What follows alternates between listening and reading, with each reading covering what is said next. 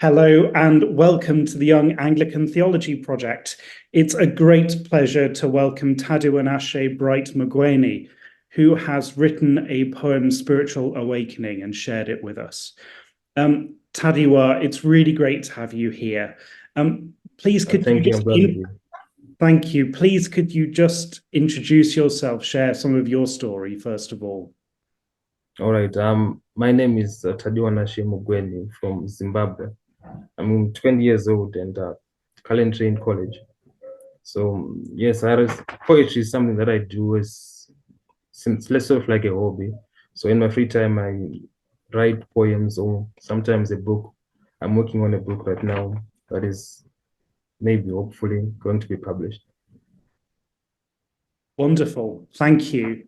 It sounds like writing's a really big part of your life. How is poetry theology? Because some people would say, oh, it has to be an essay to be theology, but how is poetry for you theology? For me, poetry is something that enables you to think outside of the normal perspective. It's something that is malleable in understanding, so I can get to envision the world differently from um, what from the normal perspective that people see it. For instance, poetry it really opens up your view. You can't just think in a more fixed way of thinking. So poetry, it opens up your mind, your heart, your feelings, everything. It combines them. Though short, I know, but poetry is something that you can actually relate to as a person, as a nation. It's something that everyone can understand in their own perspectives. It gives you your own opportunity to decide how you feel and what it makes you believe. Thank you. There's really a sense that when I read your poem, that I was being given something of you, but I could also enter it myself. And I really get that sense of the way you use poetry to open up possible meanings and possible spiritual meanings. I'd like to ask you about the last stanza, where there's a real sense of conflict and of breaking free. Could you tell us a bit more about that? So this poem, I wrote it at a time when I was spiritually struggling in my own life. I was kind of drawn away from questioning my beliefs in God. I was questioning where I stand. I was questioning where my life was, and then I just started writing. And for me, the last times I was actually expressing that position of my life, that moment when I was starting to doubt, when I was starting to look into the world differently, and I was starting to find my own perspective of how God's presence was actually affecting maybe some people or my life. And yeah, I was actually writing about myself in this one. And yes, as you can say, you related to it. That's what poetry is all about. But for me, it was something that was manifesting a glimpse of where I was and what I was feeling. But yes, it's actually a way for me to actually express myself and be able to weigh and analyze where I'm going to be, where I want to be. And I was actually thinking about the love of God.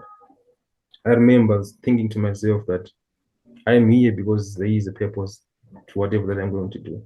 So I wrote this poem and I was thinking, yes, sometimes life is difficult and sometimes life can be cruel, but that's part of the journey. Now, I know that every person has some goals, some dreams, and some hopes, and every person believes in their own heart how God has been establishing his presence in their life. So I was thinking to myself that in this moment I'm actually starting to to to move on with my life. And where is God and where is His presence?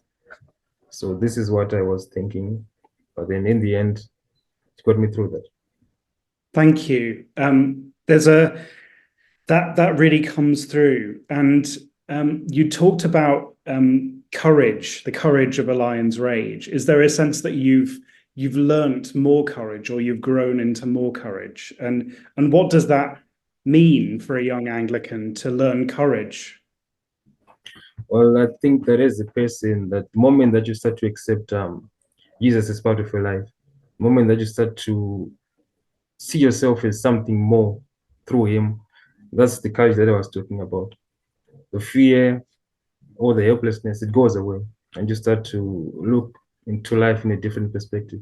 So I think that courage is something that is actually very important through your life, and it's different for everyone. Some may have the courage to speak up, some may have the courage to act. And for me, I find that courage is something that you build up in your own life. It's something that you have to establish as a person. No one's going to give it to you. You have to be able to look into your own life. You have to be able to analyze your position in life, because courage helps you to speak up and to manifest what you want in your life.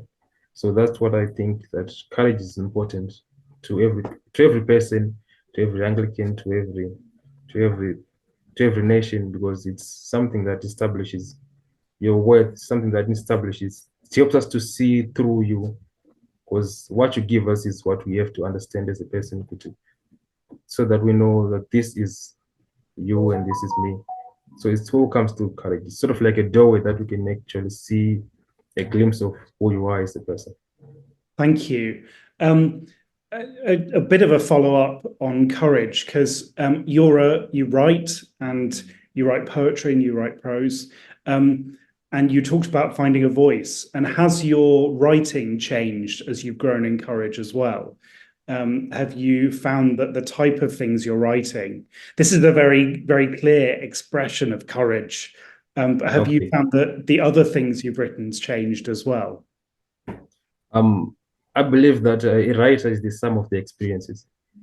So your experiences in life are what enables you to have that inspiration, to have that fire to actually write something that radiates with people.